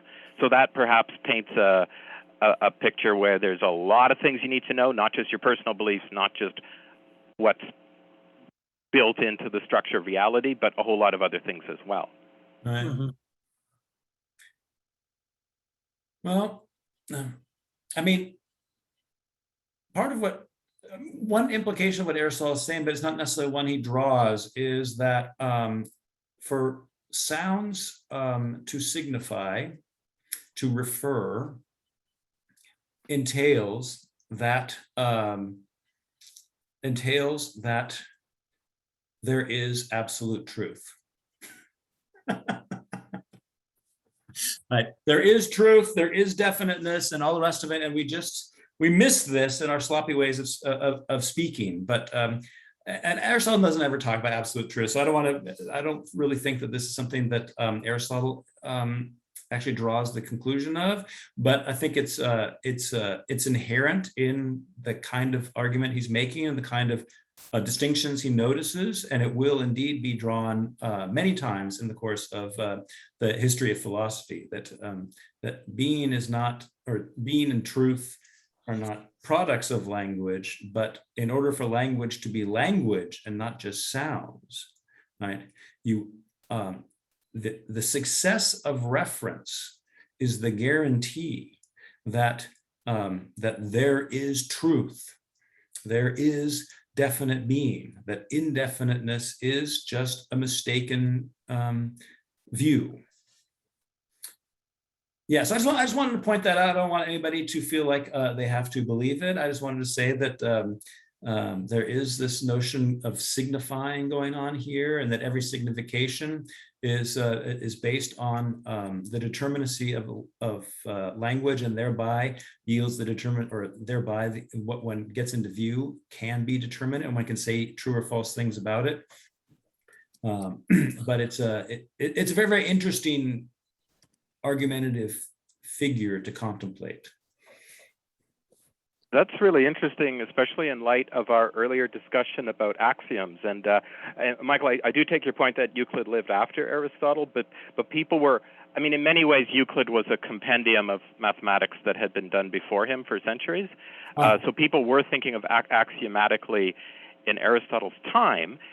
And what somebody else, maybe Taylor, I'm not sure, was suggesting is that you could justify axioms by noticing how the geometry based on those axioms holds together very well. And that's very similar to what you're saying about Aristotle here, that the very fact that our language holds together well and we're able to communicate, that shows that there are absolute truths, or whatever way you want to say what you want to say instead of absolute truth.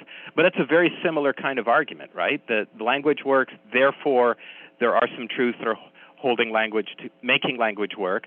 Right. Mathematics works, therefore there are some truths that are making mathematics work. Yeah, you know, I'm going to be resistant a little bit to this whole works thing, but because especially with respect to language, because most people think language works if people are able to communicate, and they're ignorant of that in order for people to communicate, the language must refer and be meaningful first, and then, and if you want to say, well, that's where language works, is that reference is possible, then I'd be, yeah, that's exactly the level we have to get at, not a communication, because sometimes it fails, and sometimes it succeeds and sometimes fails, and people understand one thing rather than another and all the rest of it. So it's a messy business. It's very Rortian, but reference, that is a problem, or that is achievement that even false statements and failed communication achieve. And so language works at this deeper level, and that's what makes it more interesting to me. And that it works at that level is, so to speak, the determinacy that Aristotle is getting us to look at, the being something. That determinacy is just the unity, or the way in which being and truth, or being and thought, are one. They're both one insofar as they're determinate. In saying what is, I get what is in speech, and I can only do that through the determinacy of my speech. So yeah, that was my little caveat. What word would you prefer me to use other than works? I'm just curious in that particular context. It's not a word thing. It's not a word thing. It's a thought thing. Okay, well, no, I'm just curious because I think you and I come at philosophy from very different vantage points. And I'm just kind of curious how you would express the similar point. Might just help me understand where you're coming from better. I just don't think anything. Yeah, arguing that just because something works isn't an argument. maybe it's as simple as that. Lots of things have worked, even though we didn't understand how they came about, or our principles that we use to construct them actually had nothing to do with why they worked, right? And so now we have lucky guesses, a little trial and error, getting things to work, and that's just a different level of being than what I'm interested in, and I think that perhaps Aristotle is interested in too, at least in the theoretical philosophy. But I took you to be saying that I'll try to use as neutral a language as I can. Like, I took you to be saying that communication happens, and therefore there are truths that are making it happen. Would that be a more acceptable? No, I definitely want to distinguish between communication and reference, but I definitely want to, right, because reference happens even if communication fails. And sometimes communication happens all the time without reference. Because people are talking indeterminately and contradictorily, and they're saying things, and it works in the social situation they're in because truth doesn't matter in those situations. Right? But like I said, when we're at truth, working is an accidental byproduct, and is not a criterion of anything. Science works, but it doesn't grasp anything. What's that? I didn't hear you. Science works. It's very powerful. It gives us lots of technologies and stuff, but it doesn't actually comprehend anything. Or it does at best vacuously. So you need an argument for that. You can't just say that and leave it like that. You need an argument. Well, watch you need to flesh that out. No, that's fair. But it's so. Well, the problem is I feel like that's a fun slogan that people like to throw around, but I think it needs to be backed up. Yeah. You're right. I'm just trying to gather my thought here. Okay, let's have science explain consciousness. Go for it. Well, the fact that it hasn't happened so far is not necessarily one of these proofs that it can't happen. Right. But at some point, the proof, the absence of any actual explanation begins to pile up and becomes a proof of maybe that it's on the wrong track, or at least a suggestion it's on the wrong track. But that's not really an answer to Philip's question or challenge, I guess. Maybe, Peter, a better way is to say, is science even concerned about explaining what things are instead of explaining? It thinks it is, right? I think I can maybe offer something here, which is that science understands its object of inquiry in a specific way that prevents it from comprehending it from the inside. So it, by definition, will only ever understand the appearance of something. Right. And what we're getting here in Aristotle is at least an intimation that maybe appearances aren't everything. And that if one, we didn't get into that because that's in 5, the Pythagorean stuff, but to think that what is what's fundamentally perceivable makes the world completely indeterminate. And early modern thinkers realized that too, which is why they got rid of qualities and just work with numbers. So, I mean, science is necessarily an abstraction, and science is abstract. It abstracts from what's not from qualities, and so it leaves something out, and that makes it a special science. And Aristotle's point is that that which science relies on but cannot itself investigate, contraries, oppositions, formal like modus ponens argumentation, and all the stuff that science relies on, that's part of the world, but it's not part of the world that science explains, but it's what science relies on to explain that part of the world it's responsible for. And that makes it clear, I think. That makes it clear, I think, that science cannot be equated with the knowledge of being, and that it necessarily absolutizes appearances. I have some things to say to both Peter and Michael, but I think they'd be more appropriate for the free-for-all next week. Yeah, that's true. Thank you. So I'll save it for that. But I will say something about Aristotle, which is just a definitional thing, because this is just crucial in philosophy of science. Like there are two equally good but very different conceptions of explanation out there. One is sort of a subjective version, one is an objective version. So, like, for example, if one of my conspiracy theory buddies says, well, aliens from Zorg created COVID, I could say, well, you have an explanation, but you don't have the correct explanation. That's how I tend to talk. That would be a subjective view of explanation. Understood. Which allows that explanations can be wrong. Aristotle's not like that. For Aristotle, if you have a wrong explanation, you have no explanation. That's only exactly explanations are the correct explanations. So I just wanted to be clear about that, because endless confusion arises if people aren't aware that there's two equally. Yeah, and I'll save the rest for next time. I appreciate that self-discipline that I did not have tonight, Philip. So I commend you for realizing there are things for the free-for-all and there are things not. And yeah, anyway, thank you. You are now 20 minutes past your Zoom end time. All right, we're going to stop recording. And I also want to thank Philip. Good job, Philip, for recognizing the free-for-all. That's a vital thing for us to do. And thank you very much. Yeah. But yeah, and for all the other good comments. I mean, I like